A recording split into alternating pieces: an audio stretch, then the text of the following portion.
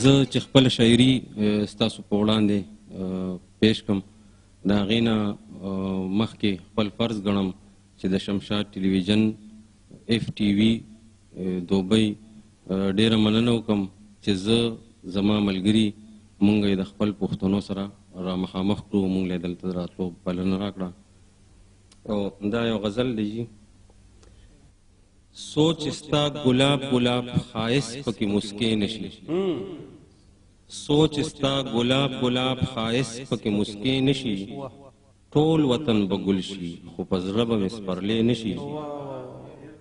او اوس د ښار رنګونو دې طرف ته مخه کړې ده، اوس د ښار رنګونو دې طرف ته مخه کړې ده، خدایا کلیوال جانان په کلي کې ښارې نشي. او خدای مې داسې پوخ د زړه په سر باندې جوړ کړی دی، خدای مې داسې پوخ د زړه په سر باندې جوړ کړی دی، وا پوړي عمرونه خو تصویر دې ورانېدی نشي. او خدای ګو که دې خپل زړه ته به خپل زړه چرته ووایم، خدای ګو که دې خپل زړه ته به خپل زړه چرته ووایم، تا ته چې لوګې نشي او تا ته سپېلنې نشي. خدای ګو که دې خپل زړه ته به خپل زړه چرته ووایم، تا ته چې لوګې نشي او تا ته سپېلنې نشي. او دا خو لا دوبی ده که نیویارک کې هم اوسېږمه، دا خو لا دوبی ده که نیویارک کې هم اوسېږمه، هیر برانه چرته هغه خپل مازدیګری نشي. او آخري شعر دی چې مینه دې مني عبد پخپو پرېوتل نه ورځي، مینه دې مني عبد پخپو پرېوتل نه ورځي، غر د ملکنډ دی د زړه سره ټیټېدی نشي. ډېره مننه.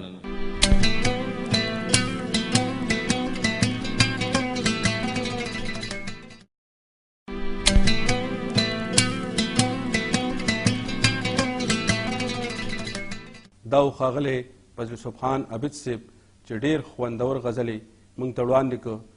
فضل سبحان عبد صاحب د شمشاد ټي وي او د اف ټي وي پروډکشن دا کوشش دی چې په یو کې کوم پښتانه دي د پښتو ژبې لپاره او د پښتو کلتور لپاره هلې ځلې کوي، هغه یې د دنیا په وړاندې راولي. اوس د مشاعرې اخري شاعر ښاغلی خالد خان اسرت صاحب چې د تیرو 25 کالو راسې په متحده عرب اماراتو کې د پښتو ژبې د پښتو ادب او د پښتنو شاعرانو د خدمت لپاره املا تړلې ده.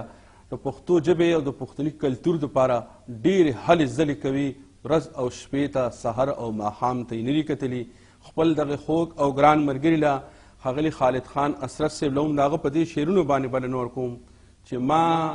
څومره په ګرانه څومره ګران تصویر جوړ کړی دی، ما څومره په ګرانه څومره ګران تصویر جوړ کړی دی، زړه کې مې دننه د جانان تصویر جوړ کړی دی، ما څومره په ګرانه څومره ګران تصویر جوړ کړی دی، زړه کې مې دننه د جانان تصویر جوړ کړی دی. او زه ساده پښتون پیغام د امن او د مینې یم، زه ساده پښتون پیغام د امن او د مینې یم، تا ته مې چا هسې چرتروان تصویر جوړ کړی دی. ښاغلي خالد خان اسرت صاحب له هم د هغه په دې شعرونو باندې مایک ته د راتلو بلنه ورکوم. ښاغلی خالد خان اسرت صاحب. ډېره مننه نزار علي صاحب. عابد صاحب دا یو نظم درته وړاندې کوم د جانان په کلي باندې، خدای دې وکړي چې د مینوالو خوښ شي. زړه مې تې ننځي په ما ګران پکې اوسېږي، زړه مې تې ننځي په ما ګران پکې اوسېږي، څنګه تې نه لاړ شمه یاران پکې اوسېږي، دا د جانان کلی د جانان پکې اوسېږي، دا د جانان کلی د جانان پکې اوسېږي. شور د وچو پاڼو چې شرنګا سره مستي راوړي، دلته هر سحر ځان سره نوي پسرلي راوړي دلته مازدیګر د اخترونو خوشحالي راوړي دلته د ماښام لمن د ستورو رنګیني راوړي دا د سپرلي غېږه دا ګلان پکې اوسېږي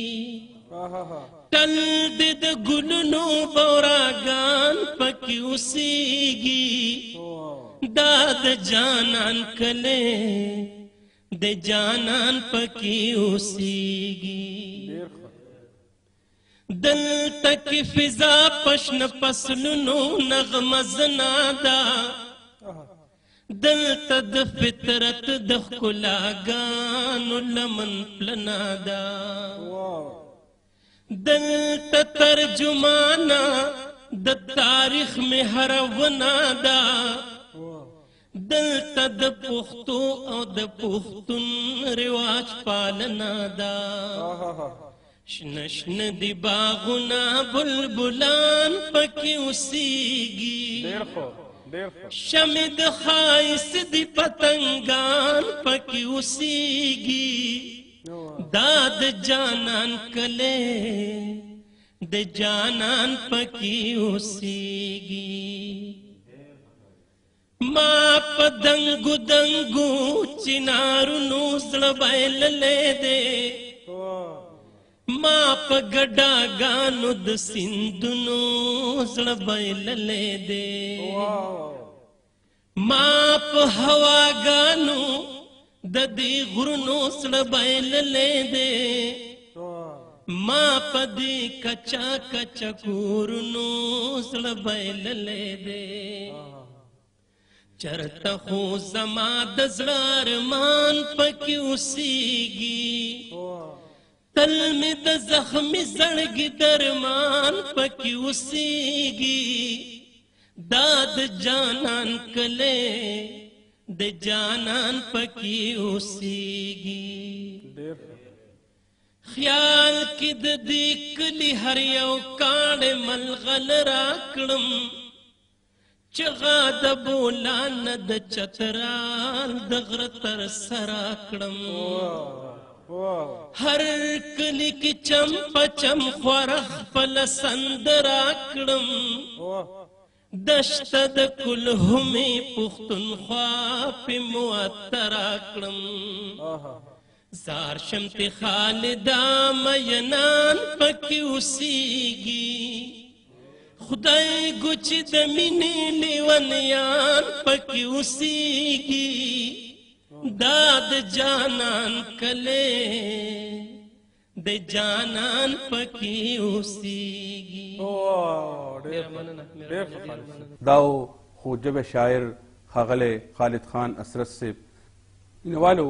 زړه مو نه غواړي چې دا مشاعره په دې ځای سر ته ورسي خو د ګړی ستن موږ سره نوره وفا نه کوي نو دا نننۍ مشاعره هم په دې ځای سر ته رسو په اخره کې زه د خپلو ټولو شاعرانو ملګرو چې دلته رالل د هغوی شکریه ادا کوم او دا محفلونه دا پروګرامونه دا مشاعرې دا سلسله به موږ جاري ساتو په اخر کې زه نزار یوسفزی سره د خپلو ملګرو د تاسو نه اجازت غواړم په پاک الله مو سپارم د خدای په امان